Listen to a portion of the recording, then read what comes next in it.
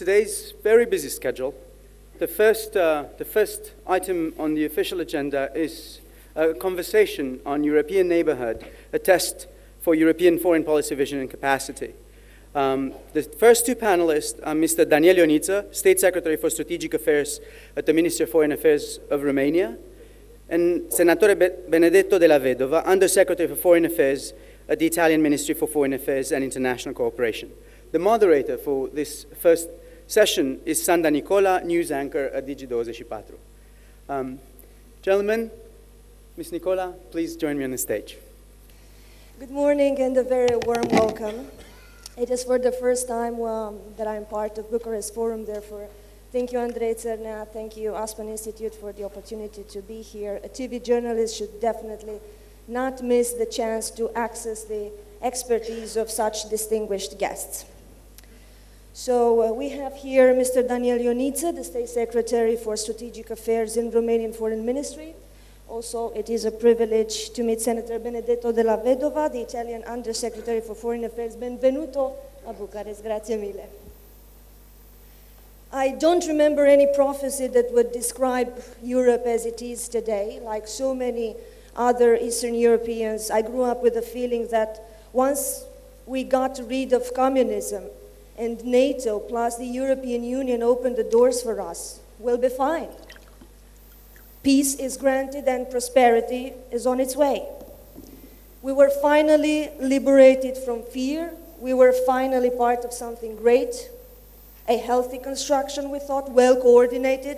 In fact, I was amongst the over-enthusiastic ones, thinking that we are so safe within EU borders that even if our politicians will fail in governing, it's not a big issue. Brussels, Strasbourg will take care of us and we'll be fine. If not here at home, maybe elsewhere, perhaps in La Bella Italia, because we're European citizens and we have so many rights, isn't it? The point is, people in this part of Europe have finally learned what it means to be free, liberated from fear, and it would be devastating to see that it won't last. And during our conversation, I'd really want to find out if there is a cure, an immediate cure for this state of anxiety across Europe, caused by the multiple and overlapping challenges such as hybrid conflicts, humanitarian crisis, divergent interests of EU member states. And I think each of you gentlemen prepared a speech on this topic, so we are ready to hear your thoughts, Mr. Secretary. I would take this opportunity also to highlight my appreciation to the Aspen Institute and to the German Marshall Fund of the United States. Also, I would like to express my appreciation for the leadership of Senator Mircea Joană and for his whole team working on the excellent organization of the 2015 Bucharest Forum.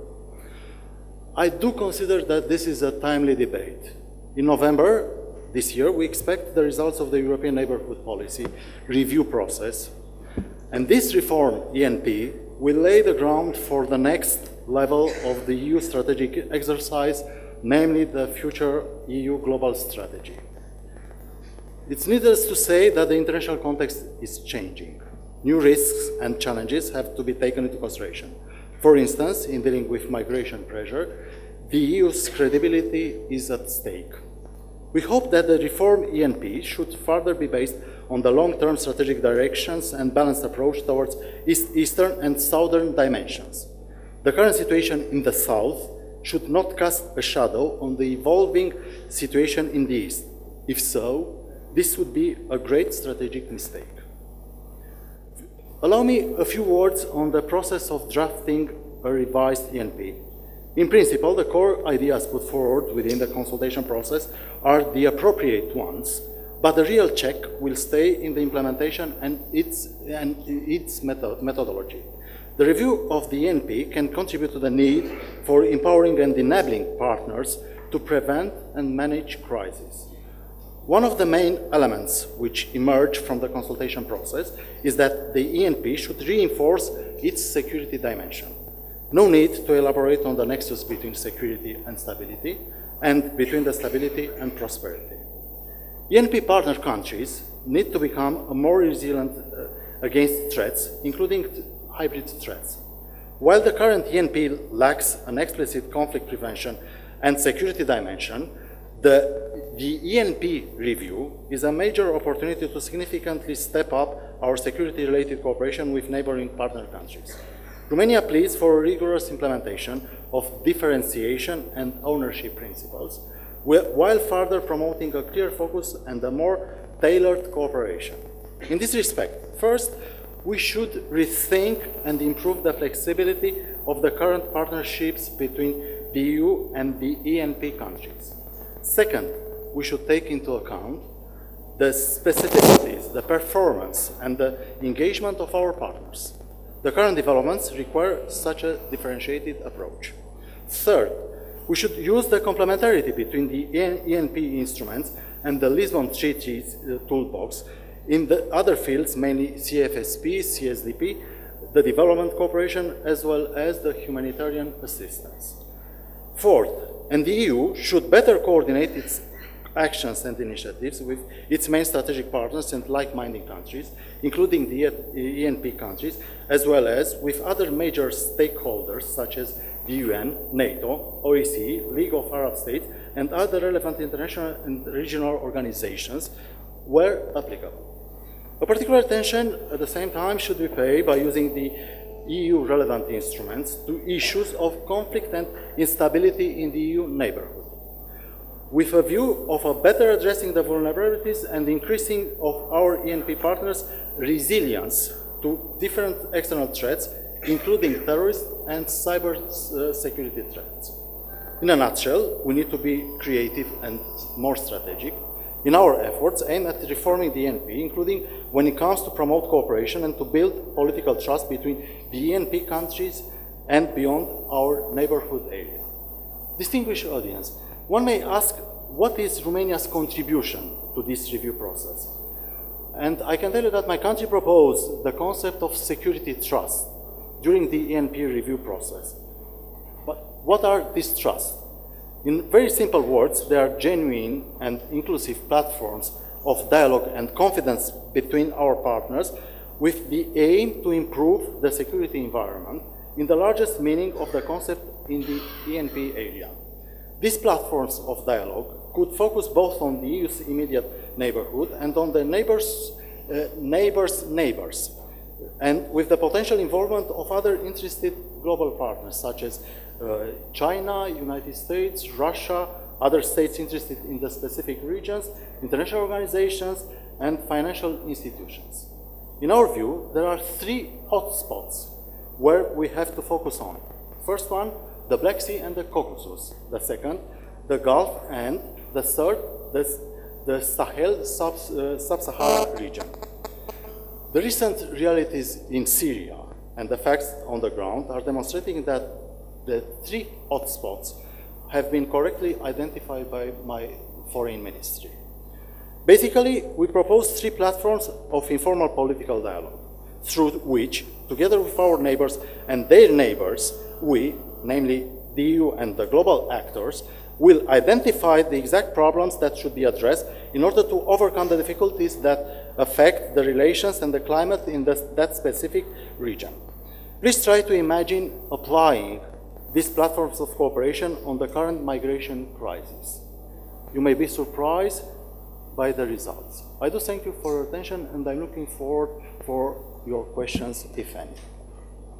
Thank you so much, Mr. Ioniță. Thank you very much to Aspen Institute and to our Romanian friends, sorry for the voice, for this invitation. Let me start with some words of thanks to your introductory remarks. I am deeply convinced that if we Italians, you Romanians, if we want to understand exactly what a great success European Union is, we have to remember where we come from. We Italians, France, Germany, we come from the disaster of the Second World War. More recently, you come from the Soviet regime. And if we remember where we come from, we can understand how great success European Union is in terms of freedom, of democracy, and of prosperity, economic growth, and so on. A crisis period is a crisis period. We have to manage to break through the crisis period, but we can't blame EU because we are experimenting a crisis period. We have to thank EU because for 20 years, 10 of full membership and 10 of the path through accession, or for us, next year, not next year, 2017, we will celebrate 60 years from the Treaty of Rome. So this is European Union, not a period of crisis, not the crisis of migrants and migration, that it's a deep crisis, but it's not because of the European Union we have the crisis. Probably, thanks to the European Union, we will be successful in tackling this crisis. So, thank you very much for your remarks. Thank you. The European neighbourhood is and remains a strategic priority and a fundamental interest for the European Union. The creation of an area of shared stability, security, democracy, and prosperity, as enshrined in Article 8 of the Treaty of the European Union, is in the interest of both the European Union and partner countries. In this context, the ENP represents the framework and the instruments for all parties to reach this common goal. Nevertheless, significant developments have occurred at our borders over the past 10 years.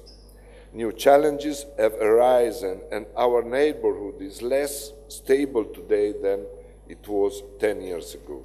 The ENP, as such, has attempted to evolve accordingly, but it has not always been able to deliver adequate, comprehensive responses to the changing environment.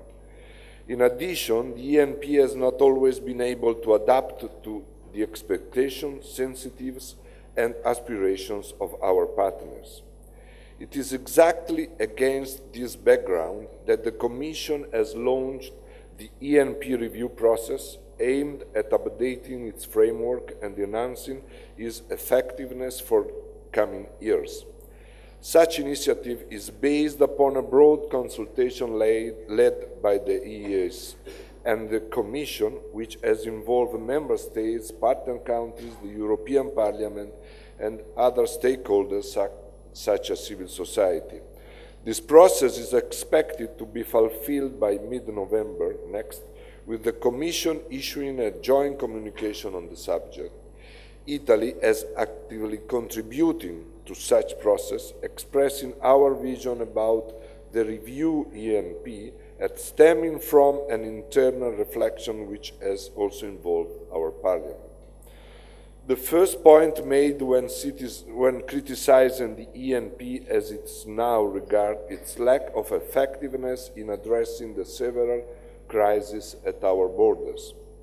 In this respect, a misunderstanding has to be avoided. The ENP is not directly aimed at addressing the overall historical challenges we are facing today, such as migration and human trafficking, underdevelopment or terrorism and radicalization. Rather, it has to be clear that the ENP is only a component with its own rules, instruments and procedures of the toolbox the EU has at disposal to prevent, mitigate them, and it is aimed at addressing some of their root causes, such as fragile democratic systems, lack of rule of law, need for economic reforms, and so forth, making clear that the ENP is not a crisis management policy. What is currently at stake is certainly how to increase its effectiveness as a contribution in raising the effectiveness of the entire toolbox of the external action of the EU which includes inter alia CSDP actions, mitigation policy, humanitarian aid, restrictive measures, etc.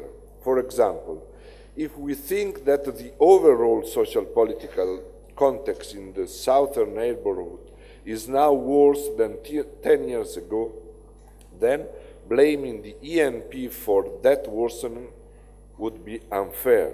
We should rather consider how effective the whole of the EU foreign policy toolbox has been in addressing the trends and challenges in that part of the world. The neighbourhood is indeed a test for the capacity of the EU foreign policy as a whole, since the challenges originating from our neighbourhood are differentiated and vary in their nature, therefore urging for a comprehensive approach, as also stated in the May 2014 Foreign Affairs Council conclusions, which has to gather and make use of all the EU instruments for a more strategically oriented ENP. In fact, the comprehensive approach entails a two-way linkage. In one direction, the ENP is a component of the overall EU external action. In the other direction, since there are complementaries and overlaps, other tools from the EU toolbox can be used to attain specific ENP priorities and goals. Within these premises, we can ask ourselves, has the ENP been effective as far as the specific goals set within its own framework are concerned? The answer is, as already pointed out, it has not always been able to deliver adequate, comprehensive responses. The main reason is simply that the one-size-fits-all approach, which has been maintained thus far, is not comprehensive, not very effective. Our partners have different perspectives, capacities, and levels of ambitions regarding the ENP itself, which ought to be taken into consideration together with their respective levels of preparedness and their needs in terms of economic, social, and political development. For instance, in the East, this reality became evident first with Armenia and then with Belarus, and lately, namely in Riga, with Azerbaijan. All this highlights that needs for a differentiated approach. Another reason regards the ENP scope. The ENP should acknowledge that the broader geographical context of our partners and the relations with their neighbors matter and impact. Taking into account our broader neighborhood does not entail the ENP is a divisive either-or policy. On the contrary, the ENP is and should also be perceived as non-confrontational with third countries. It should look beyond our immediate borders and seek compatibility with other areas of partners within the broader neighborhood. A dialogue with the neighbors of our neighbors should be translated into tangible objectives and actual interaction. For the southern neighborhood, it implies strengthening relations with countries, some of which are source of widespread instability and or of irregular, massive migration flows, in line with the European agenda for migration. For the eastern neighborhood, a frank and constructive dialogue with Russia should be pursued, aimed at dispelling Russian concerns and at avoiding misperceptions so as to pass the correct message about EU goals and intentions within the ENP framework. Last but not least, differentiation is closely linked to co-ownership, a principle that envisages a two-way relationship based on cooperation and inclusiveness. We have to acknowledge that ENP has been perceived by partners on the southern shore of the Mediterranean as a unilateral and sometimes paternalistic policy. To dispel this negative perception, Differentiation should be properly based on co-ownership and shared interest as well as goals to be set out jointly. To conclude, in a nutshell, from our point of view, a revised ENP should aim at better fitting the goals on both sides, both the EU and our partners, in compliance with the inclusiveness and co-ownership principles and the incentive-based approach. In such a way, we will ensure that in the coming years, the ENP support more effectively the development of an area of shared stability, security, democracy and prosperity with a non-confrontational approach in order to strengthen the special relationship with the partners so as to fully achieve its potential. Thank you very much for your listening. I will keep in mind your recommendation to focus on European Union as a success story, a powerful construction, and let's start the conversation right from here, because despite this, what we see now is so many rift and different point of views upon almost all the sensitive issues today. The refugees, relationship with Russia, support for Ukraine, Brexit. Why don't we think alike anymore? You mentioned some sensitive issue, but for instance, in my country, in the parliament, we have so different opinions on that subject. So it's clear that also at the EU level, between member states and between politicians, there are different opinions.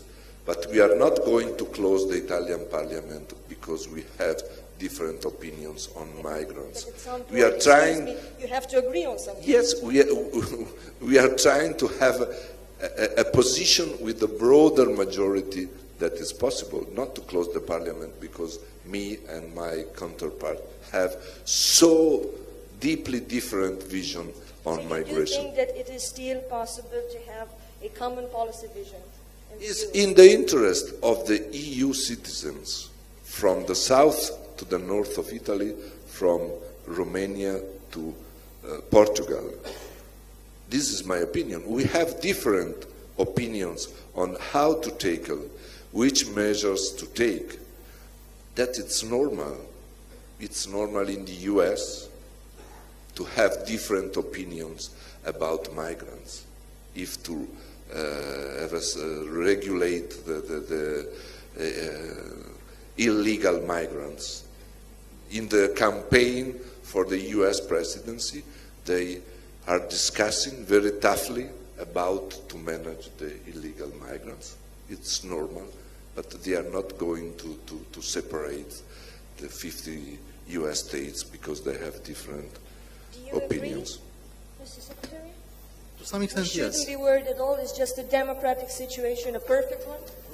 What we And do we have agree actually, to disagree? what we do have in common now are the common threats and the common challenges. And to these common threats and challenges, both. Okay, sorry. We need actually to come together, and we need actually to start from this starting point, which is the common denominator of the challenges and threats to which all of us we have to face. What is the recipe for success? In our view, it's quite simple. We need more cooperation. We need more coordination. We need actually to use wisely the limited resources which we do have at our disposal. We need to engage constructively our neighbors in our great policy, and we need to not to be afraid of things strategically, because sometimes we are somehow confined to our domestic policies. What is our responses are maybe too often related to our domestic needs for domestic consumption, forgetting the fact that at our immediate neighbors there are maybe bigger problems which cannot be solved without our engagement.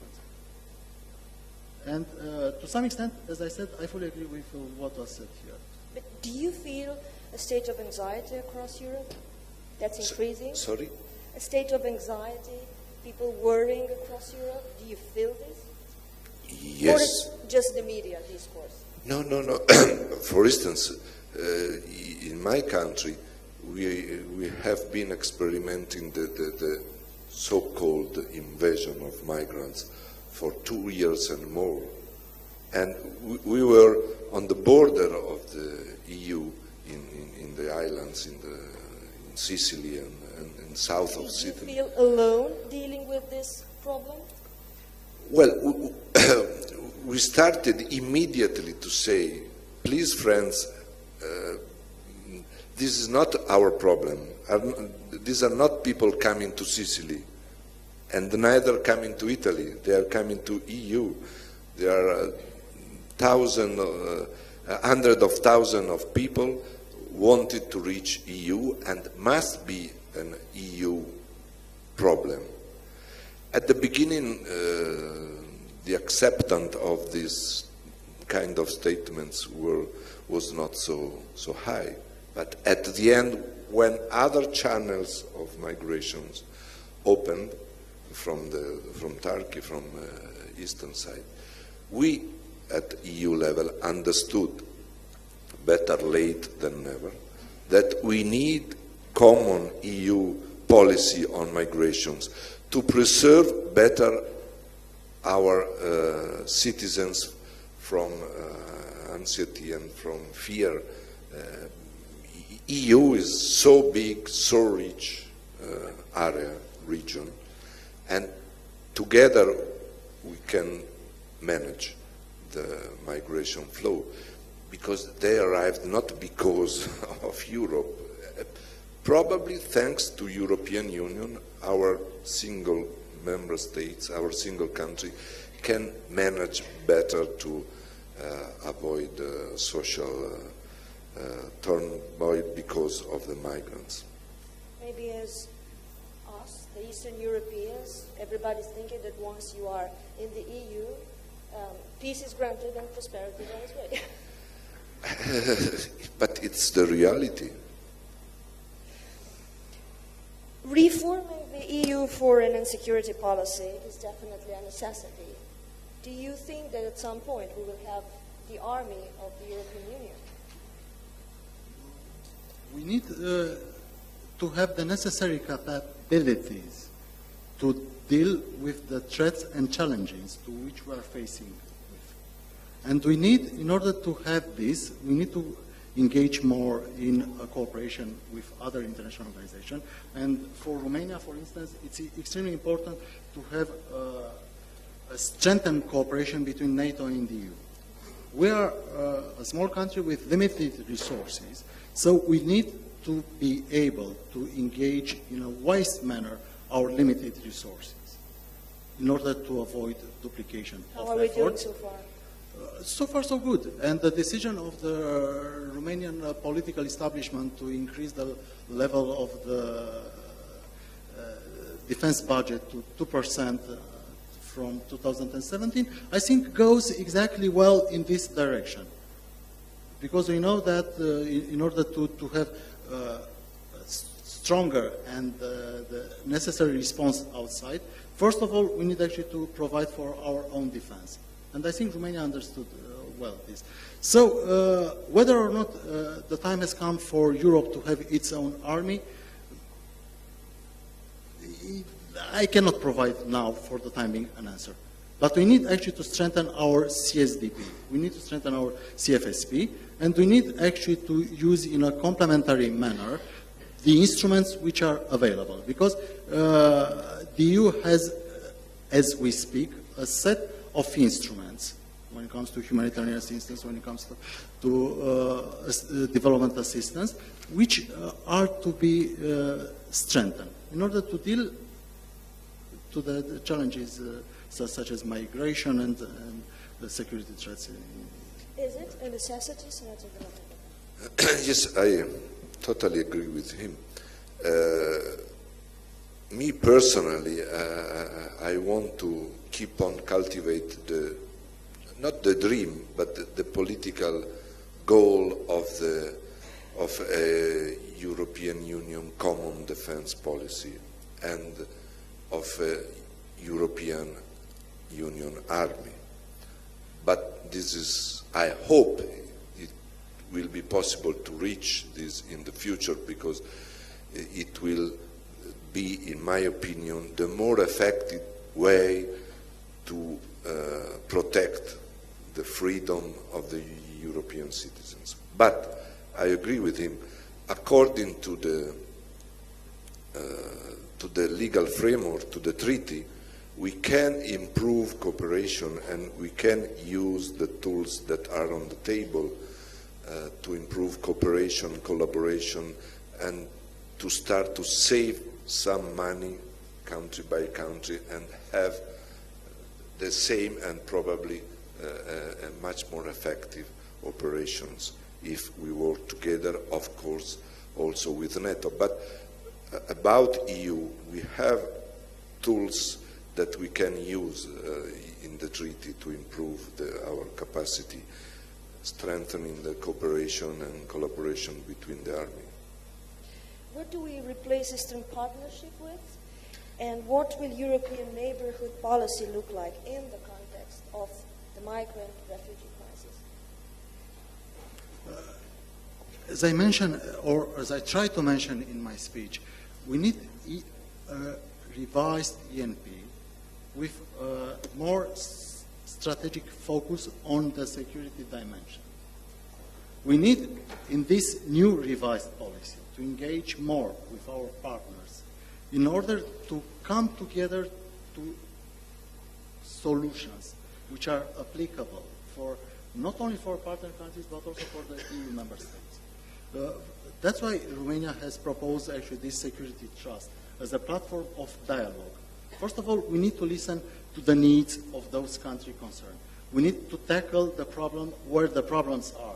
So we need to tackle the root causes of the problems before the problems would come to us and would put us in that situation of solving this situation. Some problems already have come to us.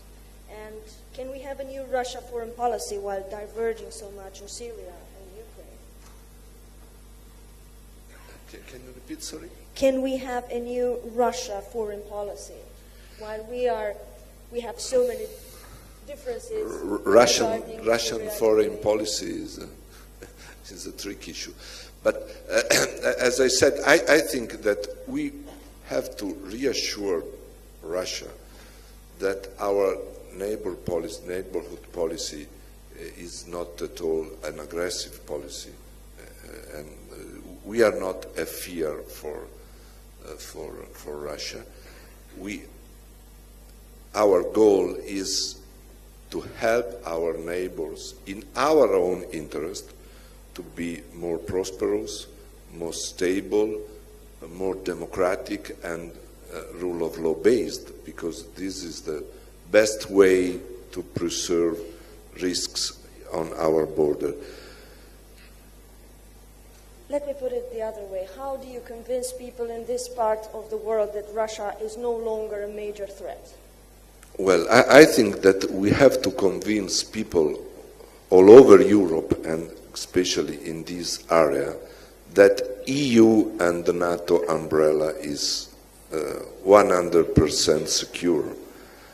And then together we have to tackle Russia issue in Ukraine or in Syria in the most effective way. That not always mean confrontation. Probably dialogue and politics can be more effective to prevent Russia to be a threat.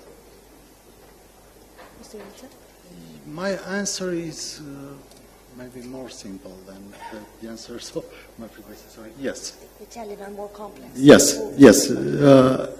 So my short answer is yes. We need a new policy, a new strategy for Russia, taking into consideration the fact that in the last period of time we faced with a game changer in the strategic environment here. And I'm not speaking about perception, I'm speaking about realities here. Because as we speak, you know, in our global world, sometimes perceptions are more important than the realities. But the harsh realities of the last period of time, I think, put us in a new, on a new position, where we need actually to think more strategically on Russia. We need actually to consult more inside the EU and inside NATO on what to do with this game changer in Russia. We don't have to forget that, for instance, for Romania, the illegal actions of Russia in Ukraine were maybe more important than for other countries in Western Europe. Crimea is situated less than 300 kilometers far away from the Romanian border, so it's just natural for us actually to be more worried about the developments there. Recently, Syria situation and the enter of Russia in Syria changed the strategic minds in maybe all Western capitals, and not only in Western capitals. We do have a lot of answers for the time being. I'm afraid to say we do not have too many. We have a lot of questions, but we do not have actually too many answers on that. And I think the time has come also for us actually to sit together and to discuss about one actually of the questions, how to deal and I with this. promise that this would be my last question and the short answer for Undersecretary Della Vedova. Can we still talk about a further EU enlargement? The position of the Italian government through the last at least 10 years is yes, regarding the Balkans. And we pushed also during our semester of presidency to open negotiation with Serbia, for instance, to have, but during the Greece presidency, to have Albania as a candidate. And we think that the Balkans area must be, not immediately, but must be on path of EU accession. Grazie mille. Thank you very much for being with us. That will be all, and we all prepare for the next moment of the Bucharest Forum, and we will have the privilege to meet NATO's Deputy Secretary General, Mr. Alexander Terspel.